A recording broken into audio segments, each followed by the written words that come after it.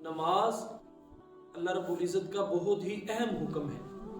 اس کی اہمیت کا اندازہ اس بات سے لگایا جا سکتا ہے کہ اللہ رب العزت نے تمام احکام الہی رسول اللہ صلی اللہ علیہ وسلم کے ذریعے اس امت پر دنیا ہی میں اتارے، لیکن جب نماز کی باری آئی تو اللہ رب العزت نے نماز کے لیے رسول اللہ صلی اللہ علیہ وسلم کو معراج کروائی، یعنی ساتوں آسمانوں کے اوپر اپنے عرش پر بلایا، اور جو بھی جتنے پردے رسول اللہ صلی اللہ علیہ وسلم اور اللہ کے درمیان حائل تھے، اللہ نے سارے پردوں کو اٹھا دیے اور اپنے سامنے بٹھا کر یہ نماز کا تحفہ عطا فرمایا۔ یہ نماز کی اہمیت والا حکم ہے، اس لیے نماز کو ہمیشہ جو ہے قائم کریں، پڑھتے رہیں۔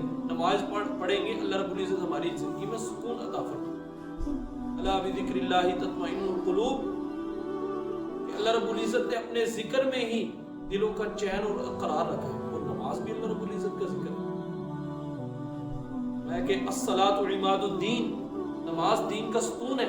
جس نے نماز کو قائم کیا اس نے پورے دین کو قائم کیا۔ قال رسول اللہ صلی اللہ علیہ وسلم الصلاۃ قرۃ عینی، رسول اللہ صلی اللہ علیہ وسلم نے ارشاد فرمایا کہ نماز میری آنکھوں کی ٹھنڈک ہے۔ جس نے نماز کو قائم کیا اس نے گویا کہ رسول اللہ صلی اللہ علیہ وسلم کی آنکھوں کو ٹھنڈک پہنچائی۔ ان الصلاۃ تنہی عن الفحشاء والمنکر، نماز بے حیائی اور نشائستہ حرکتوں سے روکتی ہے۔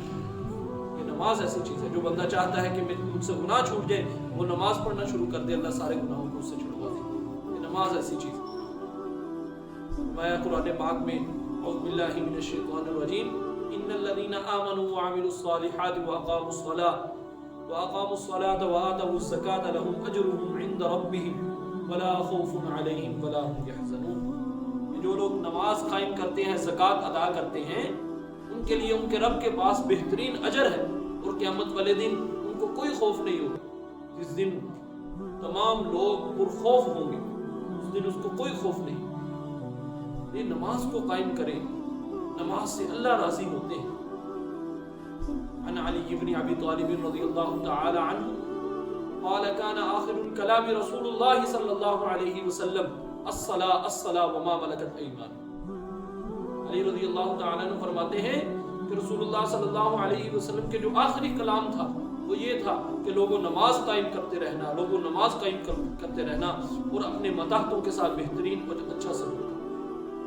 اس لیے میرے محترم بھائیو اور دوستو، ہمیں نماز کو قائم کرنا چاہیے، نماز کو ادا کرنا چاہیے، اور نماز کو ادا کرنے سے ہمیں جو ہے کوئی کام ہمارا اور نماز اور کے اندر حائل نہ ہو۔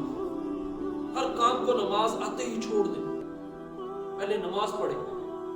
ابراہیم علیہ السلام نے کیا عرض کیا اللہ رب العزت سے؟ اللہ نے قرآن پاک میں ارشاد فرمایا اعوذ باللہ من الشیطان الرجیم رب اجعلنی مقیم الصلاۃ ومن ذریتی ربنا وتقبل دعا۔ اے اللہ مجھے اور میری ذریت کو، یعنی میری اولاد کو نماز پڑھنے والا بنا، اور ربنا وتقبل دعا، اور میری اس دعا کو قبول بھی کر۔ ایک تو دعا کی، اور دعا کے لیے کی قبولیت کے لیے بھی دعا کی۔ اس لیے نماز کو ہم لوگ قائم رکھیں۔ فرمایا کہ مومن کی صفت میں سے ایک صفت یہ بھی ہے، مومنین کی صفات میں سے ایک صفت یہ بھی ہے کہ وہ جو ہے نماز کو قائم کرنے والا ہوتا ہے۔ اور یہ نہ سمجھے کہ جو نماز کو چھوڑ رہے ہیں اللہ رب العزت کی طرف سے ان کی کوئی پکڑ نہیں آ رہی۔ دیکھیں کہ دنیا میں اللہ کا قاعدہ قانون یہ ہے کہ اللہ افراد کی نافرمانی سے افراد کو نہیں پکڑتے، قوموں کی نافرمانی سے قوموں کو پکڑتے۔ کیا خوب کہا ہے اقبال نے، فطرت افراد سے اغماس بھی کر لیتی ہے، نہیں کرتی ملت کے گناہوں کو معاف۔ کہ افراد اگر نافرمانی کریں گے تو افراد کی نافرمانی کا جو پکڑ ہے وہ اللہ رب العزت قیامت والے دن کریں گے۔ اگر قوم نافرمانی کرے گی تو قوموں پر اللہ دنیاوی میں بھی عذاب بھیج دیتے ہیں۔ اس لیے نماز کے بارے میں اللہ سے ڈریں، نماز کو نہ چھوڑیں۔